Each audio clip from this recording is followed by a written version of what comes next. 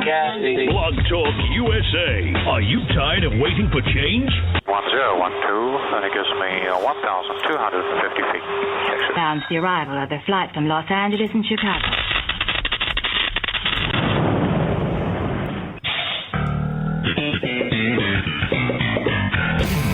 Explosion. Welcome, everybody, to this Wednesday, March 16th edition of T&Z Talk. I am Tony Trupiano, the T in T&Z. He is Richard Zombeck, the Z. Hello. Of T&Z. Hello. We have an amazing show today. We have breaking news, and on top of that, if you would, sir, I'd like a little musical interlude before I continue.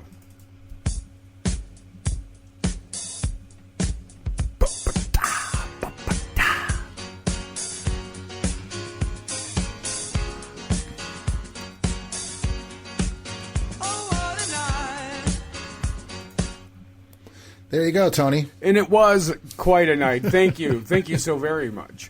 It was quite a night. See, it's great to be back. I got to tell you, I haven't been this excited to do a show in a while. And in fact, we do an hour, and today would be one of those days it'd be fun to do 3. But I'll take the one.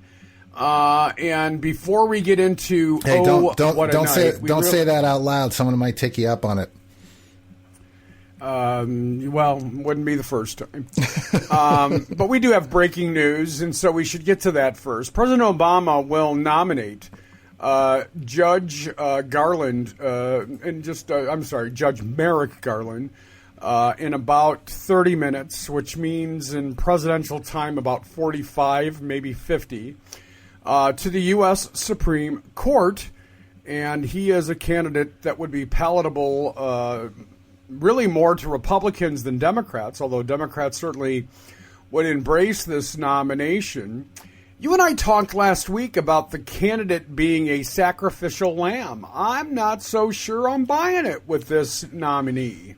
Well, here's the thing, and here are my thoughts on this. One, he's fairly conservative. He's passed the sniff test in the past, particularly with Chuck Grassley. And has made it through this once before to a certain degree. But here's the thing. Under normal circumstances, he would probably be a good nominee from Obama to even conservatives. But, like I said, under normal circumstances. And we're not in normal circumstances, and these guys don't want to let the black dude in the White House get anything done. So, I think this may. Here's the thing: if it is in fact a sacrificial lamb, Tony, it's to show the American people just how obstinate the Republicans are willing to be. All right, now for a moment, I'll buy your analysis. I have no problem with it. It makes sense on many different levels. But I've got to ask the question. Is Merrick Garland, Judge Garland, the kind of guy that will allow himself to be the sacrificial lamb? Is he the kind, and I know you don't know him personally, and I'm sure you don't know him that well by reputation, nor do I. I mean, most of us don't know who these judges are before they're nominated. Not in a way that would be meaningful. With that said, he is part of the appeals court of the District of Columbia Circuit. It is not a popular appeals court in Congress. They feel that it is top-heavy. They feel that their workload is considerably less onerous than other appeals courts. Will that matter? Well, that remains to be seen. I can't answer that question intelligently, Tony. All right. Well, then let's take it a step further. He and Chief Justice John Roberts served together on the appeals court know each other well, are considered very, very friendly, both professionally and personally. And not that John Roberts has any say in this, but he certainly might have some influence over members in the Senate. Now, Mitch McConnell has said and already released a statement that he will comment on this a little later on in the day. And I'm assuming the reason for that is they didn't maybe necessarily expect this nominee, and they have to very carefully craft their response to it. Right, but when you have people like Ted Cruz and Mike Lee and, Louis Gohmert and obstinate Tea Party teabaggers in the Senate and in the House trying to stop almost everything that Obama does, you can't be conservative enough, right? I mean, I think what they would like to see is just a ridiculously conservative Chief Justice, or Justice, rather. I mean, the thing is, Tony, is that most of the right wing seems to only want to represent the right wing. They don't care about the rest of the. They don't even act like there's. I mean, look at the election, the presidential election. I mean, these guys are talking about like they're only representing their part of the country, and that's all they plan to do once they get in there. We're going to abolish things, even though 60% of the people in this country like them, because my party doesn't. And I don't think this guy may very well be conservative, but I'm going to venture to guess that for a lot of people, he's not conservative enough.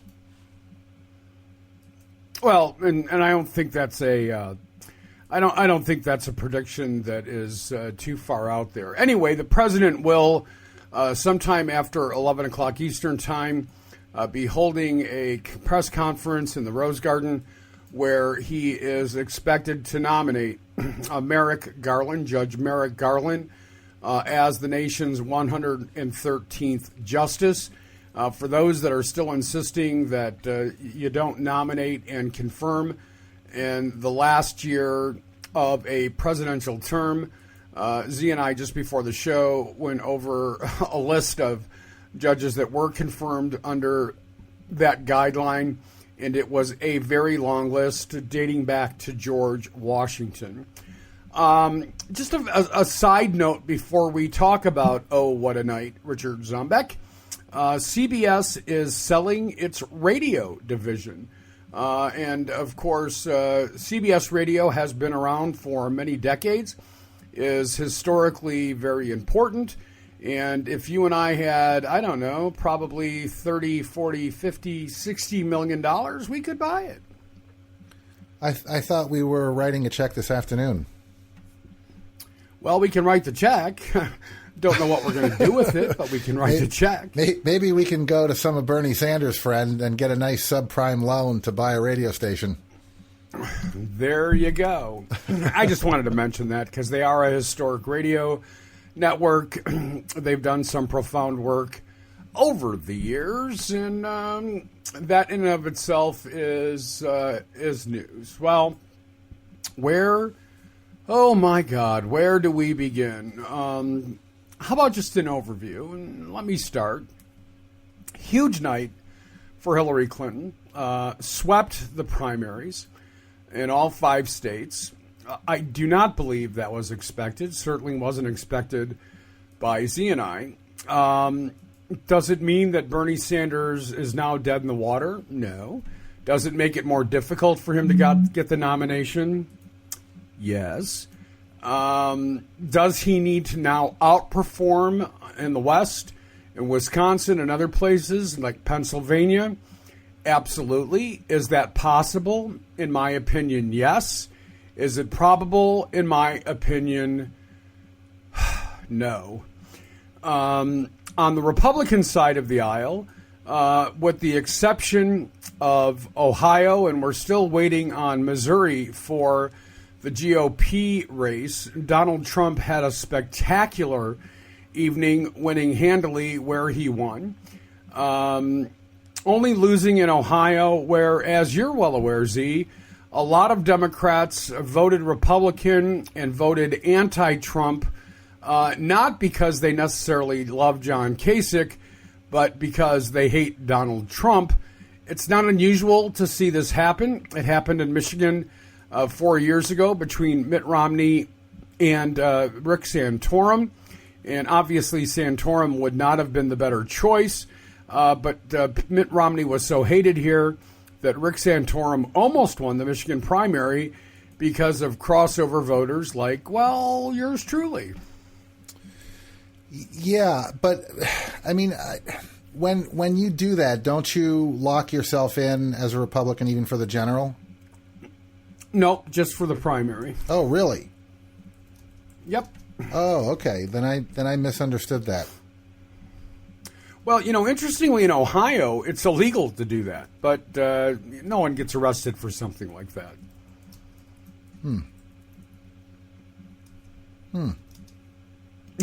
Yeah, indeed.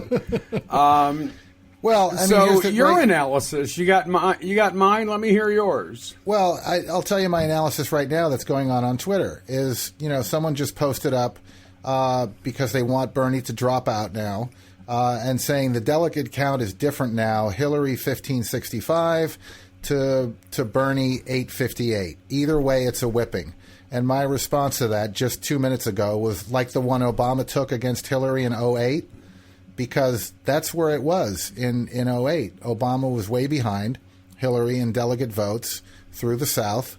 And there's still an entire rest of the country to go.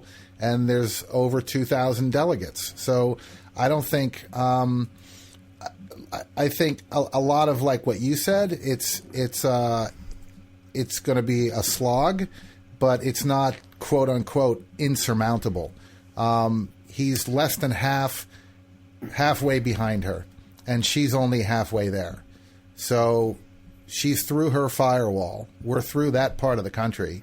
The rest of the country is still wide open territory. Yeah, but let me just correct something you said. Ohio is not in the South.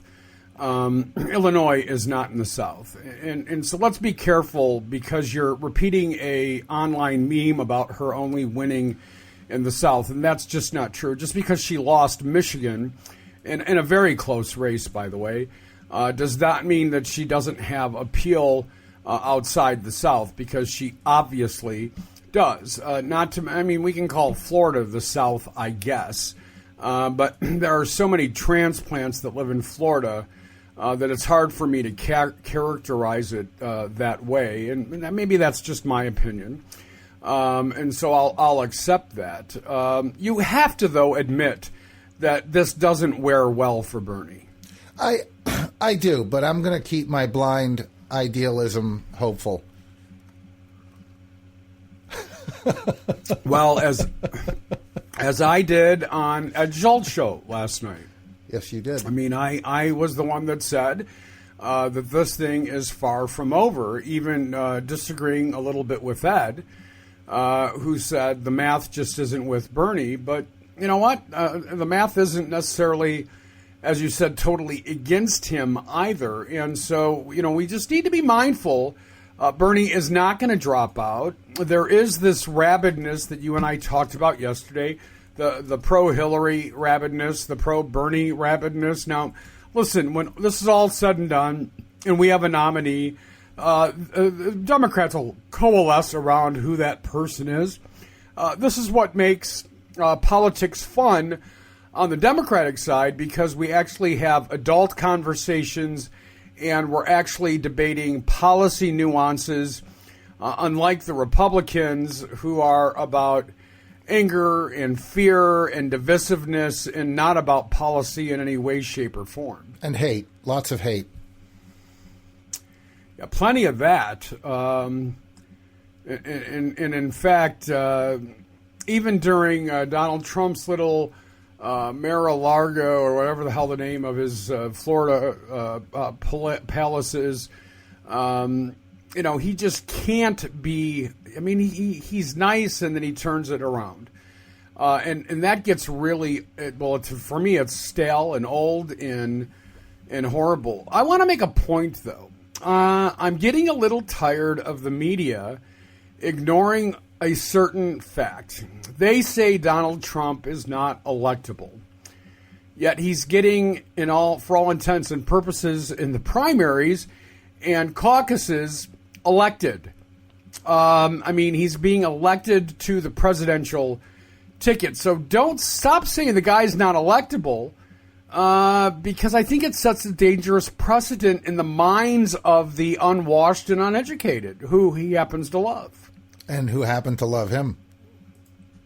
And how? Whew. I gotta tell you, when I first saw his, like you said, whatever it is, Mar-a-Lago Palace extravaganza, it looks like the pictures you see and the footage you see when the military goes in and deposes a dictator. I mean, it's got that kind of vibe to it, of like this really kind of cafone, nouveau riche, gross, over the top, glitzy thing to it. Like a place that, probably has a gold-plated bidet somewhere. And that kind of design and decor just nauseates me. You didn't even see that kind of stuff in early century France and Italy with the kings and queens and stuff. This is even larger than and grosser than that. I mean, it's just this like tasteless, gross stuff.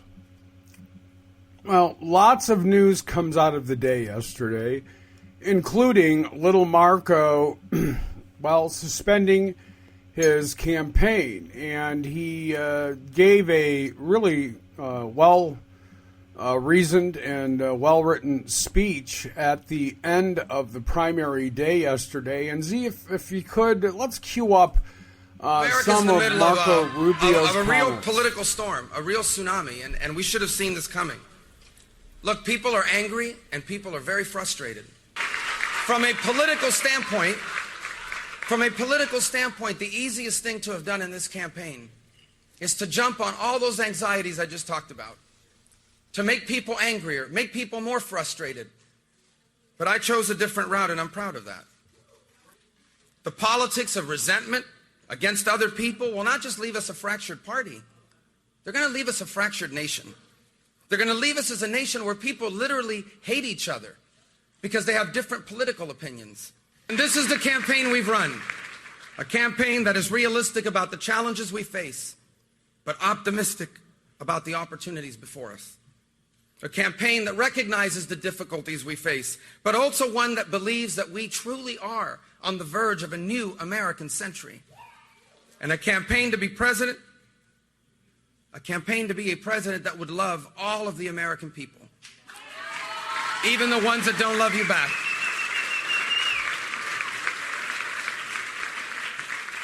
This is the right way forward for our party.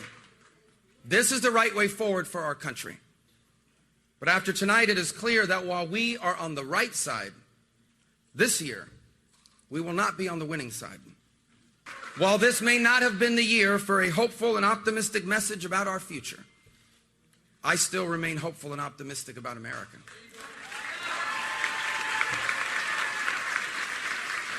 While it is not God's plan that I be president in 2016 or maybe ever, and while today my campaign is suspended, the fact that I've even come this far is evidence of how special America truly is. And all the reason more why we must do all we can to ensure that this nation remains a special place.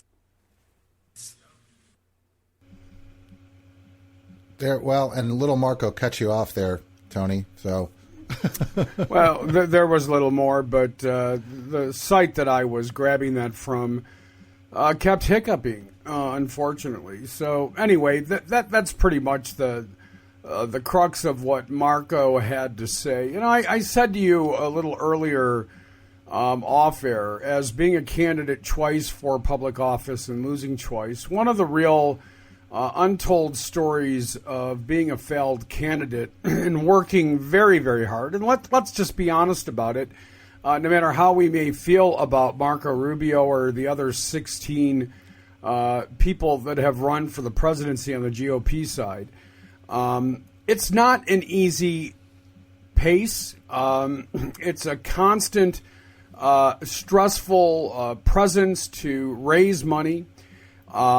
You go nonstop. You're all over the place. You are very lonely. You have little to no time for yourself, but the people that surround you only talk about one thing. It's a one-note life, and it's difficult. This morning, Marco Rubio will sleep in. He will get up, and he will be relieved that he can have a cup of coffee with his wife, see his kids go off to school, and not have to worry about where he needs to be 20 minutes from now. Not that he's happy, not that he's satisfied, but there is some relief in walking away. Well, and like John McCain said too, he'll cry a lot. I do want to say he's the first Republican nominee that I've ever heard admit that he might have not heard God quite right when he was told to run. That's the first. He also said something else that kind of jumped up and bit me in the butt. And that was, and I'm paraphrasing to some degree, it was not my time to be president, and maybe it never will. Yeah. Wow, that sends a message, doesn't it? Yeah, it does. It really does. Well, and so we look ahead, and we continue to look ahead, and we'll come back to the Democrats in a moment. There's some interesting stuff out there in reaction from Democrats on both Bernie Sanders and Hillary Clinton. But Ted Cruz thought he would seize the moment and decided that it was time to reach out to Rubio supporters. And Ted Cruz did incredibly bad yesterday. Now, he may end up winning Missouri, but who freaking cares?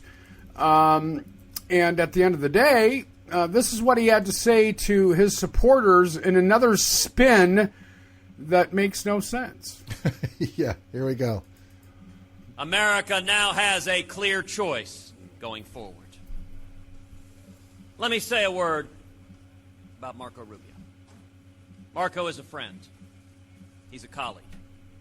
He ran a strong, optimistic, positive campaign. To those who supported Marco, who worked so hard, we welcome you with open arms.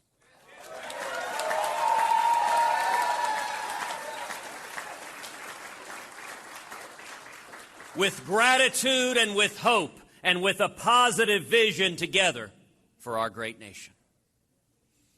We welcome you to join us along with remarkable leaders like Carly Fiorina, like Governor Rick Perry, and like all of the Republicans who are uniting behind our campaign. Now is the time for Republicans to unite, for independents to unite, for libertarians to unite, for all of us who want a brighter future for our nation to come together and stand as one. Starting tomorrow morning, there is a clear choice, a clear and direct choice. And for everyone who wants to see a brighter tomorrow, we welcome you to our teams.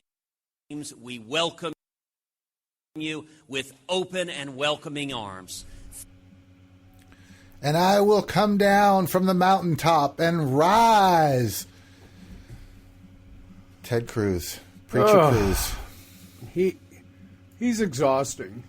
Well, there was an anti Ted Cruz ad that came out yesterday, and let me play that for you real quick. That was it. It was from The Onion, and they had this anti-Ted Cruz ad, and all it was a picture of him, no voiceover, no music, no nothing, just a picture of him, And that was the anti Ted Cruz ad. Did you see that Marco Rubio had a protester last night? Yeah, I did. And he grabbed the microphone, and well, it doesn't matter because Marco Rubio is toast. We predicted that. But by the way, our predictions for yesterday were pretty much dead on, with the exception, and we didn't hand Hillary Ohio and Illinois, but we certainly left open the door that she could win those. Yeah. I think. I mean, I was a little more hopeful for Bernie Sanders in Illinois and Ohio, but you know, what are you going to do? Nothing you can do. At this point, there's nothing you can do, unfortunately. You know, and oddly, well, maybe not too oddly, although we didn't grab any Trump audio, and we deliberately didn't do that because it's the same thing every time. And so why grab his victory speech when it's the same speech every freaking time? Well, but here's the thing. That doesn't mean that. What was interesting about what he had to say is, I mean, he swept, he cleaned up on this, and he harped on a poll from The Economist and complained about them not giving him enough credit. And I mean, I just found that to be the oddest victory speech of like, yeah, and these guys didn't even think that I was going to win with their poll. I mean, The Economist, really? That's where he complains. And I mean, he's running the table here, and he's going to point out that, you know, someone wasn't on his side. Wah.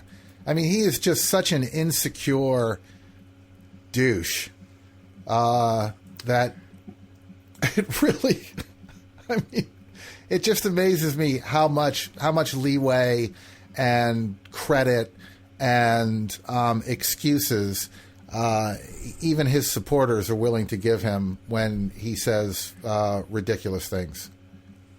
Well, we've got a couple pieces of audio that we need to share before the president makes his official announcement today. One of them is the Samantha Bee audio, Z. So if you want to go ahead and shoot that, it's a little long, but well worth listening to. Okay. A few weeks ago, I sat down with some Trump fans and forced myself to listen to them. No candidate can win with the racist thug vote alone. There had to be more to Trump's supporters than what we've seen on TV. So I invited an elite group of Trump diehards to have a totally judgment-free conversation. And all I had to do was promise them a party. We're going to actually treat you nicely. Wow. They were college-educated, bipartisan, multi-ethnic, and look, no one was even escorting the gay black guy out. Why do you think that he is such a delicious target for the media? He's got very sort of like simplistic but like evocative language that I think speaks to a lot of people at almost like a limbic or like a primal level. So you acknowledge that Trump is speaking to our lizard brains? I don't think he's speaking to our lizard brains at all. They were intelligent and thoughtful. Trump's moderation on like various social issues is actually a great boon because that means we can concentrate on things that are actually valuable for, improving the country at large. So do you agree with him on social issues and disagree on banning all Muslims from entering the country? Temporarily banning. It's about security, not religion. And then we talked about Muslims. He wants to save our country from terrorism, so allowing for a temporary ban on Muslims on a religious group? Yeah, well, here, let's put it this way. Illegal. The media is always saying how Donald Trump is talking about banning all Muslims. Well, he talks about it. Media has an agenda. Like Huffington Post releases xenophobe, racist. Can you acknowledge that it is literally impossible as a member of the media to ignore a person when they say that they would punch a protester in the face? It's a context. It's a context thing. Maybe I was being too quick to judge. He's walking out like big high fives, smiling, laughing, like to punch him in the face. Nope, it was in context. I've been blessed to be at countless Trump events, and I myself have had to remove Black Lives Matter protesters because they stood up and they were disrupting the event. I think if you get enough people together, eventually someone's going to punch someone else in the face. Hooray! With President Trump, every day can be Black Friday. Do you think it's wrong for the media to report that half the things he retweeted were associated with white supremacists? It's clearly illogical to do this guilt by association thing because we can play it all day long. You mean like with Muslims? That's a little condescending. Some sweeping generalizations are okay, others are not. No, I just think it's unfair. I think how it's portrayed is unfair by the media. Is it cause for alarm when white supremacists love the candidate that you love? We all love America, I guess. If there's something we can come together on, that we want this country to be great, I think that everyone can get behind that. Everybody matters. All Americans matter. Okay, Absolutely. So some Americans are black, some Americans are white, some Americans are gay, some Americans are white supremacists. Trying to bring us all together. We're so divided right now as a nation. Okay. Was there anything we could agree on? The whole presidential nomination is a big reality show, and that's why he's winning. So you like his media whoredom. But you're whoring off of his media whoring. I'm a whore, too. I think you're kind of a trickle-down media whore, because here you are just getting the remains. So in the big bukkake of media, I'm the one at the bottom of the pile. I think that's an accurate assessment. Thirds. Who feels like a party? What a great party, except for the chit-chat. I do think we need to have the wall and know who's in our country, or else what is our country, you know? How do you think he's going to pay for the wall? Mexico's going to pay for it. Can we just fact check that one? The Mexican government has said there's absolutely no way they're going to pay for it. And you know what Trump's response is? The wall just got 10 feet taller. How do you fact check bluster? We've had these disasters in neoconservatism and neoliberalism, and I think that he is an alternative to both of those paths and sort of like a return to not old style, like ethnic nationalism, but like a civic nationalism where it's not like, like racist or anything like that. What he says is not racist. You don't think you separate? Okay.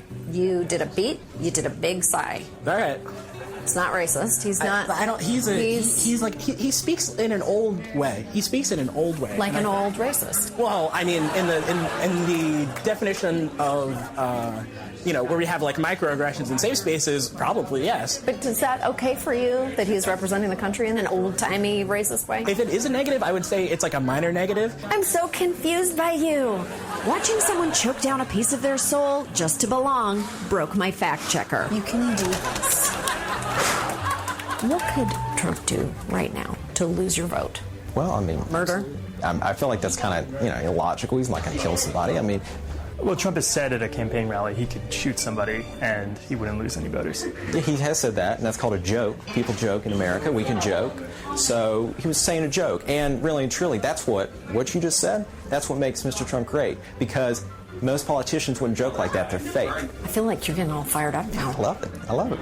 Okay, because you're smiling, but there's anger in your eyes. Well, there's no anger. It's passion. Don't mistake that. It's passion. Okay, so drop your and grab your socks, America, and brace yourself for 8 more months of passion. That was... Gotta love trickle-down media whore. Yeah. And I getting through that, I mean, even though it was a comedy bit, listening to those kids give excuses for really horrendous things that Trump has said, I identified with the fact checker. I mean, in the video, the guy's in a corner breathing into a paper bag, right? Because he just, well, I mean, this is what you and I deal with on a daily basis. Absolutely. Well, let's go with one more piece of audio before we move back to the Democratic side of the aisle. And this one is titled Women on Trump.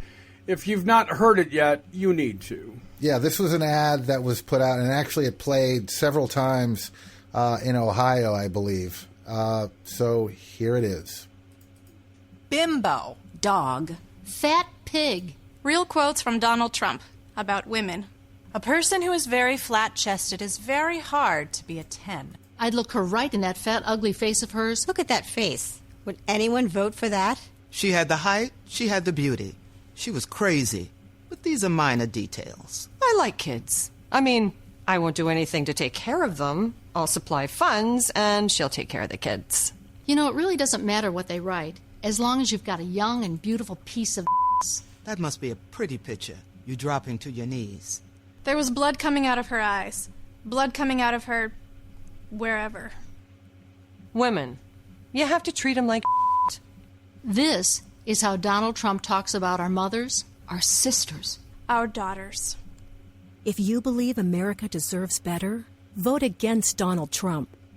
Our Principles PAC is responsible for the content of this advertising. So that's actually, Tony, from a super PAC called Our Principles PAC. And basically it's everyday women reading a series of horribly sexist and misogynist quotes from Donald Trump, the Republican frontrunner. You know, it was funny. I was reading an article the other day, and the Federal Elections Commission, also known as the FEC, made a anti-Donald Trump PAC change their name from the Little Hands PAC, and I don't remember what they changed the name to, but I thought that was hilarious.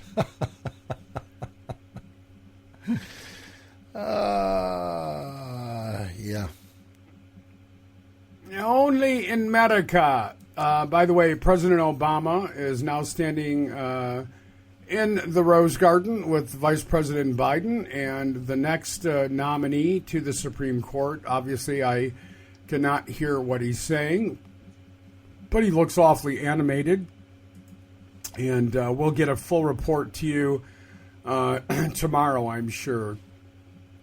I promised that we'd get back to the Democratic side of the aisle, but I think that we should start with a Republican characterization of Bernie Sanders. Now, anybody that knows Louis Gohmert knows that he is A, irrational, B, irrational, and C, just the side of schizophrenic and insane.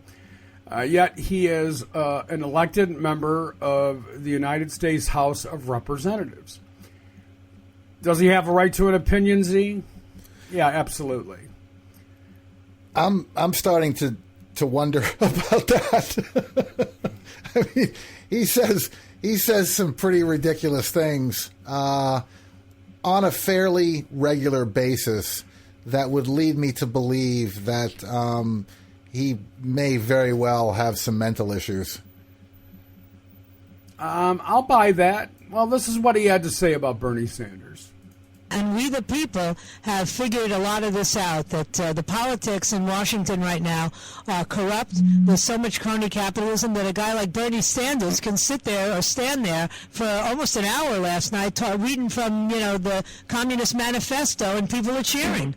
No, isn't it crazy? Yeah, well, that's also because we let some of the hippies of the 60s that created such chaos then start teaching the teachers and teaching them how great socialism is and just rewriting history, and they're keeping them from realizing socialism has never worked. It will never work in this world, in this life, because if you're going to pay everybody the same thing, then they're going to quit working. Yeah, no, listen, and they like to now. I just was talking with a college professor who was talking about democratic socialism as if there was some huge distinction, and progressivism and all these things. To me, it's all the same. Either you believe in capitalism and a free market, or you don't. There's a lot of alternatives. None of them have ever proven to raise a country up in 230 plus years from 0 to 100. That we've accomplished, and we're about to lose it, and you know that better than anyone else. It is really hanging in the balance. Yeah. Really is. And it's proof that America is great because even a goober like me can be elected into a public office. He is exhausting. Well, here's the thing, Tony, and this is a quick little read that I'm just going to go over, is that, and I always like how, and democratic socialism, like there's a big difference. And they do the same thing. Like there's a big difference between socialism and communism. So socialism basically is that the government owns most of the major industries. And, it's true that this kind of quote unquote extreme system does fail in a majority of times. But democratic socialism, let me just read this to you real quick. The government mostly benefits the citizens. Most major industries are privately owned, parentheses, capitalism, but they have to stand on their own without handouts from the government. The tax burden, previously funneled to the wealthy corporations, is used to improve the lives of citizens instead. This enables the government to help fund improvements in public services such as police, firemen, libraries, roads and interstates, education and healthcare. The system is driven by people working together and lifting each other up. In this system, the middle class thrives and poverty decreases.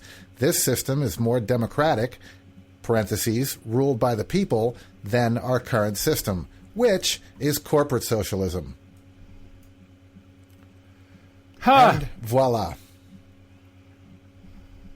So, I mean, bailouts to big banks, bailouts, tax handouts to the rich. I mean, what Hillary Clinton was talking about the other day of these massive tax subsidies going to large industry to build up their infrastructure and build up their plants and factories, and then after taking billions of dollars in taxpayer money to improve their business, they move everything offshore.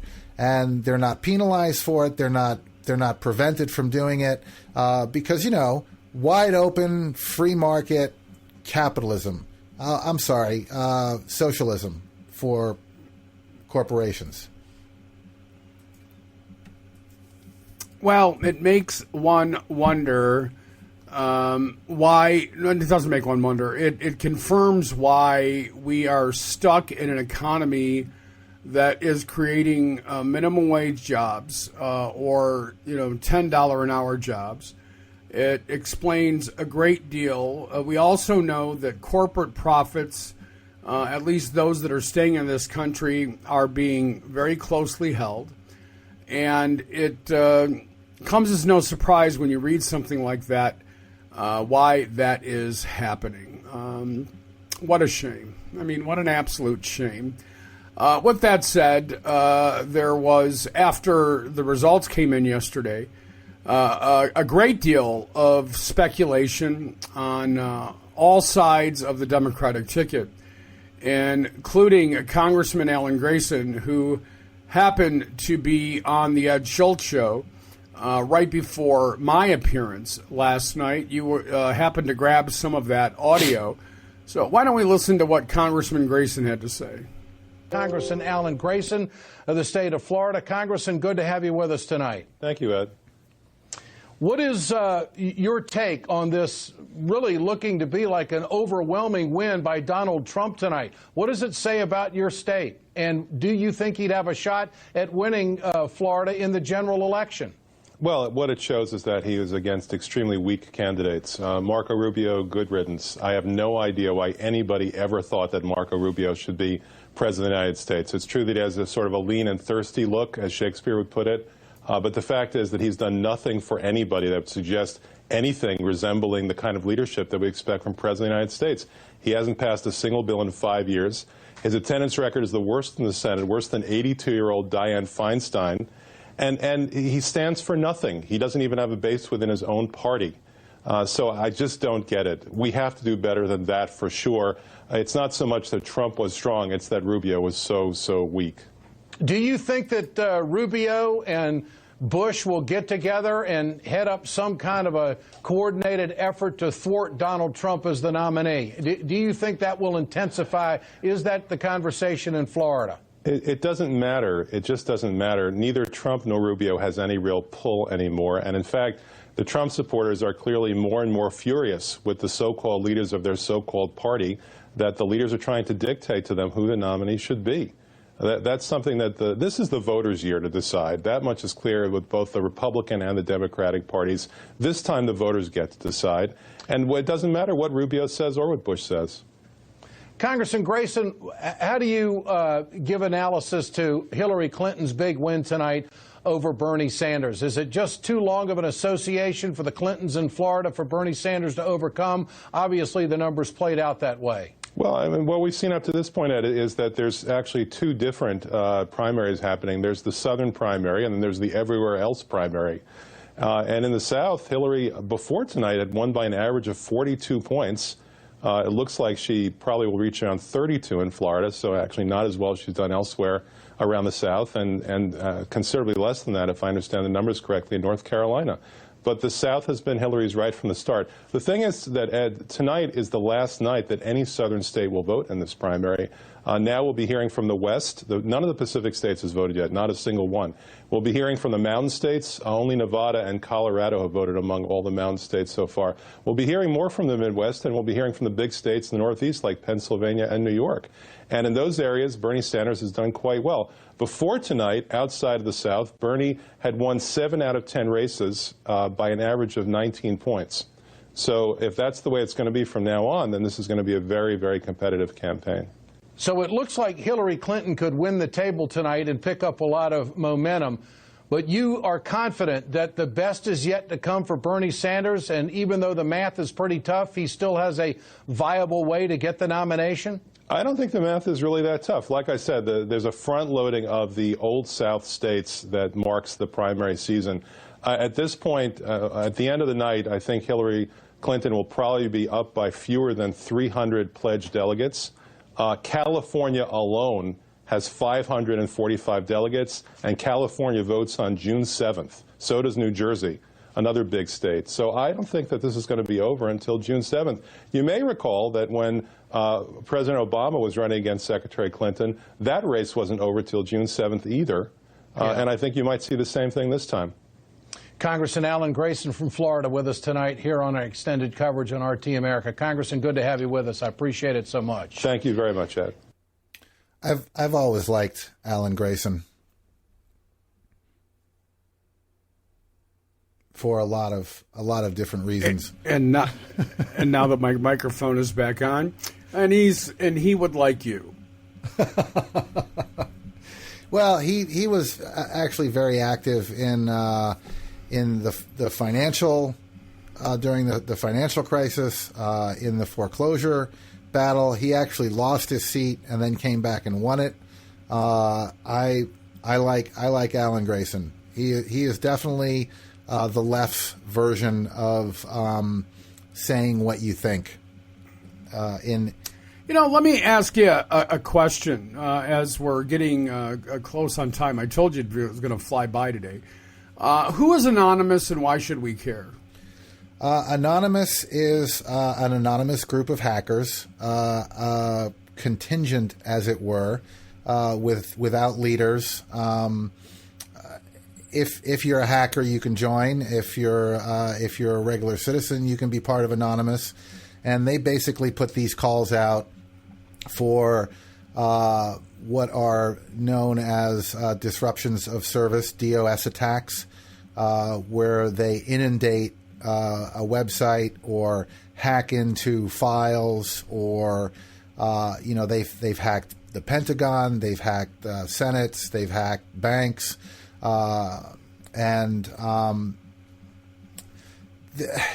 It's hard to say sometimes whether or not they're doing good. Most of the stuff they do is illegal, and it's used to draw attention to issues and particular people. All right. Well, we actually have some audio that you want to share, and Anonymous has decided to go after one Donald J. Trump. Let's hear it. Yeah, it's a little hard to understand because they use a screen reader, text reader for their voiceovers. They don't use any real voices. So if you can get through that, you'll understand what this is all about. So here we go. Dear Donald Trump, we have been watching you for a long time, and what we see is deeply disturbing. When do we beat Mexico at the border? They are not our friend. They're rapists. Gotta see this guy. Oh, I don't know what I said. I don't remember. I'm right now suing Univision for $500 million. We're gonna win a lot of money. You've called women you don't like fat pigs, dogs, slobs, and disgusting animals. You could see there was blood coming out of her eyes, blood coming out of her wherever. Sue her because it would be fun. I'd like to take some money out of her fat ass pockets. Although she does have a very nice figure. I've said that if Ivanka weren't my daughter, perhaps I'd be dating her. Your inconsistent and hateful campaign has not only shocked the United States of America, you have shocked the entire planet with your appalling actions and ideas. You say what your current audience wants to hear, but in reality you don't stand for anything except for your personal greed and power. This is a call to arms. This is a call to the freedom fighters, to the forgotten, to the censored, to our fellow hacktivists throughout the world. This is a call to protect our future, our freedom, and our very way of life. This is a call to you. We need you to shut down his websites. Research and expose what he doesn't want the public to know. We need you to dismantle his campaign and sabotage his brand. We are encouraging every able person with a computer watching this video to participate in this operation. You do not need to know how to hack to support this important operation. If you are able to re-upload this video to your channel, you will help to give this operation the momentum it needs. Share this video. This is not a warning. This is a declaration of total war. Operation Trump engaged. We are anonymous. We are legion. We do not forgive. We will not forget. Donald Trump, it is too late to expect us.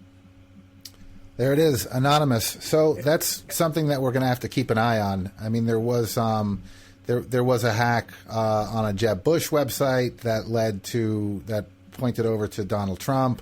There was, all kinds of stuff, and I don't know, who was responsible for that. But this is a call to action, and it's been verified by a couple news sources, because every once in a while there'll be an anonymous video or a claim that Anonymous is doing something, and this was actually verified as coming from one of their YouTube channels, and also one of their news websites where they tend to drop this kind of stuff in. So. Again, it's one of those things that we're going to have to watch and see what happens and see if there are any results from it. And again, to see if it even matters. There's one other quick piece of audio, Tony, that I want to get to because I think it's another thing that is worth keeping an eye on and seeing if anything comes of it. And this is an interview with Ben Carson about his...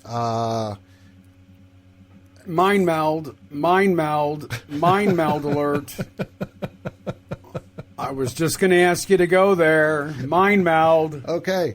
All right. So let's play Carson about his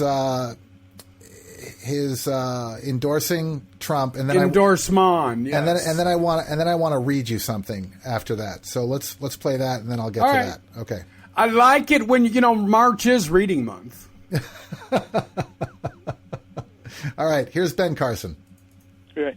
Now, I do believe, and certainly in my discussions with Donald Trump, he does love America, and he does want to be successful. And he will surround himself with very good people. And will one of them be Dr. Ben Carson? I will be doing things as well, yes. In the administration? Certainly in an advisory capacity. That's been determined? When you sat down with him, that was discussed? Yes. And you want to tell us, would it be advisory towards medicine, towards education? Well, we haven't hammered out all the details, but it is very important, that we work together to save this country. Is it a cabinet position, sir? Again, I'm not going to reveal any details about it right now because all of this is still very liquid. I got you. All right, Doctor, thank you so much, sir. It's been great. So here's the thing, Tony, and correct me if I'm wrong. Did it sound to you as though the person interviewing Carson was more interested in knowing whether or not Carson was going to be working with Trump than anything else? Yes. Right? It didn't seem like he was setting him up for anything. It just seemed that he was curious as to whether or not Ben Carson was going to be working with Donald Trump. Well, yeah, he was being an interviewer. Yeah. Okay. So here, what I'm going to read next is from U.S. Code Section 599, titled "Promise of Appointment by Candidate," and here's the text from that. whoever, being a candidate, directly or indirectly, promises or pledges the appointment or the use of his influence or support for the appointment of any person to any public or private position or employment for the purposes of procuring support in his candidacy shall be fined under this title or imprisoned not more than 1 year or both, and if the violation was willful, shall be fined under this title or imprisoned not more than 2 years or both. End paragraph. Yeah, here's the wiggle room. He clearly said in an advisory capacity. Yeah. And that's the wiggle room. And listen, I'm with you, and it sounds to me that a promise was made. Yeah. But Ben Carson was smart enough to put that disclaimer in there. Before he fell asleep. And an advisory capacity does not necessarily mean anything but that. Okay. I'm just saying, I think that he covered his ass on Donald Trump covered his ass on that one, and Ben Carson certainly played the game with him. Very quickly, we've only got a couple minutes left. It was a big day for Hillary. We don't give her a lot of love on this show, but she did have a little victory speech in West Palm Beach, I believe, and this is what, very quickly, she had to say about last night. This is another Super Tuesday for our campaign. Thank you, Florida. Thank you, North Carolina. Thank you, Ohio. We are moving closer to securing the Democratic Party nomination and winning this election in November.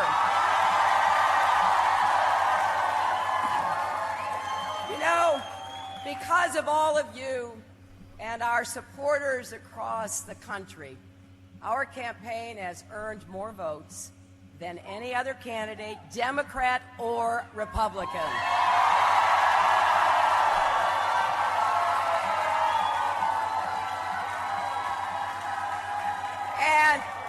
And I want to congratulate Senator Sanders for the vigorous campaign he's waging.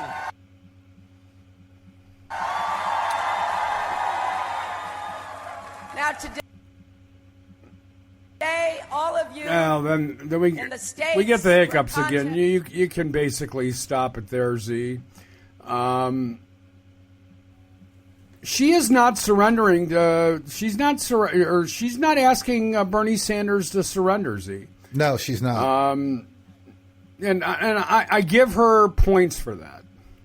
Yeah, and I also want to mention is that the major networks completely ignored anything Sanders had to say in favor of we're waiting for Trump. We're just sitting here waiting for Donald Trump to say something. We're going to sit here until Donald Trump says something. When Donald Trump decides he's going to say something, we'll take you right to it. And in the meantime, there was very, very, very slim coverage of what Bernie had to say. Or even what Hillary had to say. I had to grab that off the New York Times website. Yeah. They covered Rubio, which was news. I'll grant you that. They covered Kasich extensively. They covered Trump extensively. They covered Cruz, not extensively, but they covered him. But Clinton and Sanders, not so much. Yeah. We got to clean it up. Tomorrow, we'll definitely have some audio from President Obama's nomination of Merrick Garland. We'll also have some audio from Judge Garland himself. By then, we'll have reaction from both Republicans and Democrats. And for those of us that are on the mailing list for the DNC and other like-minded groups out there, the Republicans are already having the bejesus beat out of them because President Obama has done his job. Senate, now it's time to do yours. Right. We'll see. And Z, how do we get more info about the show? on the web at T&Z Talk.com. Twitter, Facebook, bios, archives, all of our podcasts, everything, including how to support us, is up there on TNZTalk.com. All right. I interrupted you. Is there something you wanted to say before we get out of here? .com. .com. Okay. Well, all right. I'm with you there. That'll do it for us today. My thanks and Richard Zombeck's thanks to Ron Spikes and everybody at Blog Talk USA. Without them, this show doesn't get up and going on a daily basis. And we do appreciate all of the hard work of Ron and Rihanna and everybody at Blog Talk USA. With that said, we will be back tomorrow. And as always, we ask that you be well. Oh yeah, can you feel it? Just over the credits, just riffing now. Words and chords. Not the poetry and the real thing, but not bad for an ad-lib. Not good, but...